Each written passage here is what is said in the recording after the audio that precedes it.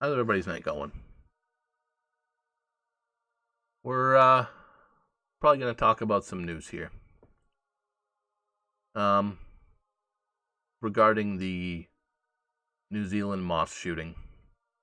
Now, a Senator Fraser Anning from Queensland, Australia, has put out a statement that I think in a lot of ways mirrors my own thoughts, and I'm going to start out by reading that. It begins, speaking following reports of multiple shootings at two mosques in New Zealand. Earlier today, Senator Fraser Anning has responded with strong condemnation.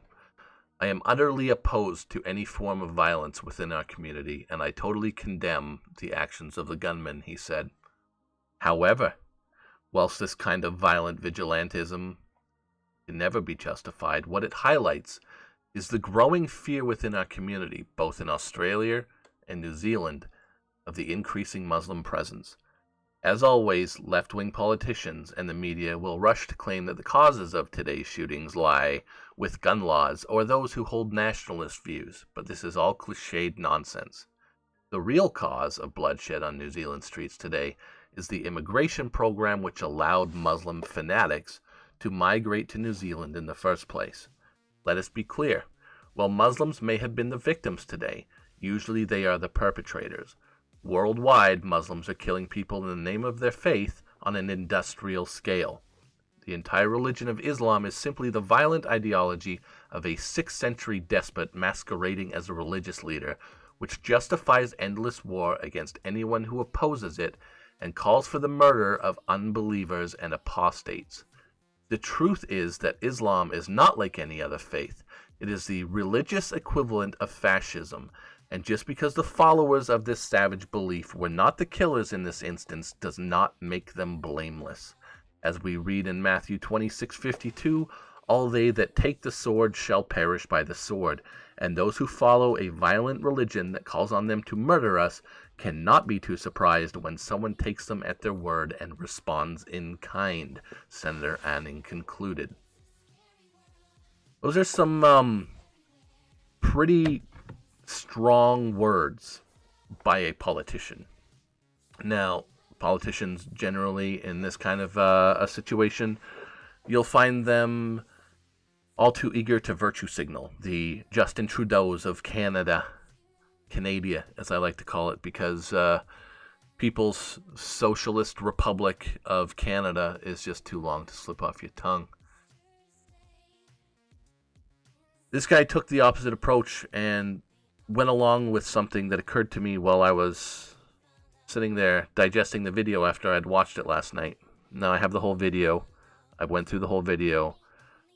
I'm not going to send it. I'm not going to put it up here, so don't ask. Okay? It's a horrendous thing to watch. A bunch of innocent people, regardless of their faith, being murdered. Beyond that, I think when things like this happen, they don't do the conservative side of the political spectrum, which I belong to, if you haven't figured that out yet. They don't do us any favors, okay? These things simply make us look like monsters and give the left ammunition against us. And I'm deeply saddened by what happened, and like I said, I don't condone it. But when I was sitting there after having watched it and just digesting this whole thing, I think I understood why. And I think the reason is because in places like communist Canada, and despite what they'll tell you, they're not a democracy, they are a communist country. When you take away people's rights to criticize an idea, any idea, whatever an idea, whether you're criticizing Islam, you're criticizing, whatever. When you take that ability away from people, when, I think it was JFK, I'm pretty sure it was, who said, when you make peaceful revolution impossible, you make violent revolution inevitable. And I think that's what's happened in this case, is that this young man And I know because his social media account linked to an anti-immigrant, anti-government manifesto, that this is where his train of thoughts had been going. That he felt like the government wasn't listening, no one was listening. If you speak out against these ideas, you're instantly branded as an Islamophobe, as a racist, as a hateful bigot. You lose your job, you may lose your wife, your house, your life, just for having an opinion that's contrary to a lot of other people's opinions. Now, that should be abhorrent in a free and democratic and open society. And I think everyone realizes to some level that we are not a true democracy. All we get to vote on is who rules over us. You never get to actually vote on things that matter, on issues that affect you. You never get to vote on supplanting an entire populace of military-aged males from a third world country and bringing them over where you will support them with your money, and they will be granted special privileges and rights by the government that is supposed to be your government and doing what's best for you. Now, this kind of thing, when I'm a firm believer that everything in life searches for balance. Now, when you push too far left, and I think the left has been pushing very far, okay, with their LGBTQ LMNOP movements, their hashtag Me Too, their everything, okay, they're pushing so far left that things, and I'm not going to quote Jeff Goldblum from fucking Jurassic Park, life finds a way, but life seeks balance. Everything in nature is about balance, okay? And we are a part of nature. And I'm not talking about sitting out there in the forest. I'm talking about the innate nature inside all of us. Everything in the universe.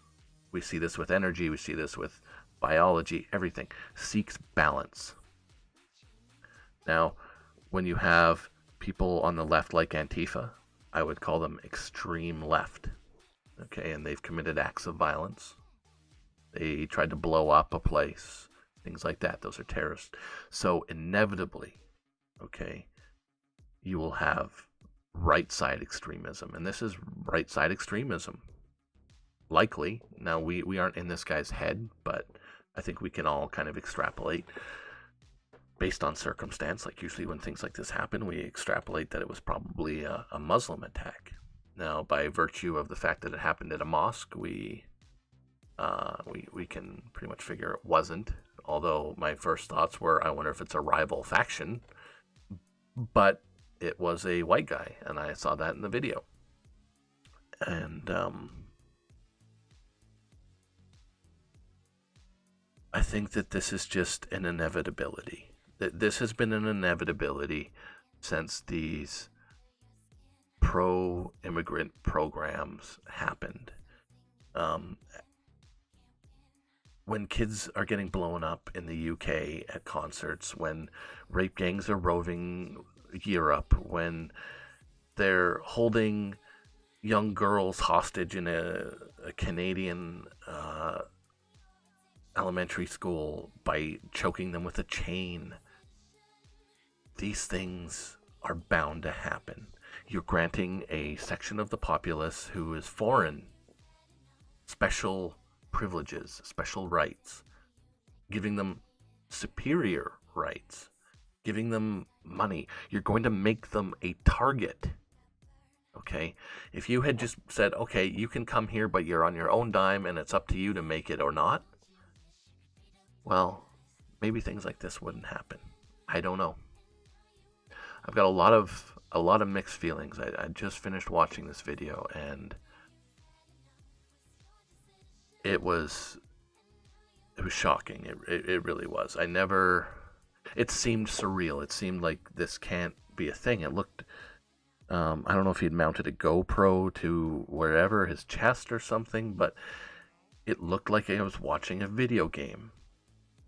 but this was real, and the body count was real, and what was happening was real. And I haven't formulated 100% of my thoughts on this, and I've been thinking about it for a little while. And normally what I do on this channel is I find other people who are more well-spoken than me, and then I take their videos, I edit them, I put some commentary or add some things, or edit them in a way that I think gets the message across, at least in my opinion. And then I upload them for you guys to enjoy, and I call it good because I'm not well-spoken like them. I have a hard time focusing on one train of thought. I wander, I do poor segues with things, and I'm not talking about the crappy little two-wheeled bike. And I circle back to things, but this is a topic that I knew was going to be open for a large amount of criticism the moment that it happened, and I knew it was going to call for blame. And I know in the video he mentions PewDiePie, and so PewDiePie is getting this blame. I mean, if I rob a bank tomorrow and I say Rosie O'Donnell convinced me to do it, does that make Rosie O'Donnell culpable in the bank robbery? Fuck no. So blaming PewDiePie is bullshit. Blaming gun control is bullshit. Blaming all of these things is bullshit, but they're going to do them anyway. They're going to blame all these things, and they know it's bullshit, but it's all a snow job. It's all to keep you off balance. It's all to stop people from actually focusing on the issues. And like this Senator Anning said in his letter, people will rush to claim that the cause of today's shootings lie with gun laws or those who hold nationalist views. But this is all cliched nonsense. He's absolutely right. And I think one thing the media doesn't want more than anything is people actually focusing on the correct issues.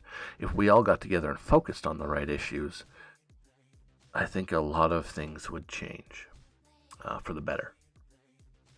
Now, I'm going to end the video here. I appreciate you guys hanging out. Appreciate you guys listening.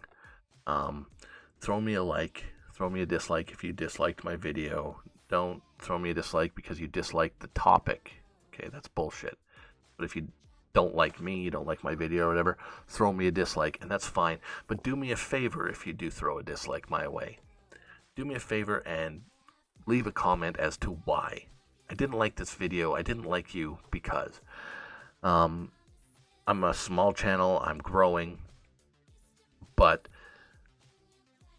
I can't get better if I don't know where I went wrong. And I know I'm not going to be able to make everybody happy all of the time, and I'm not here to try.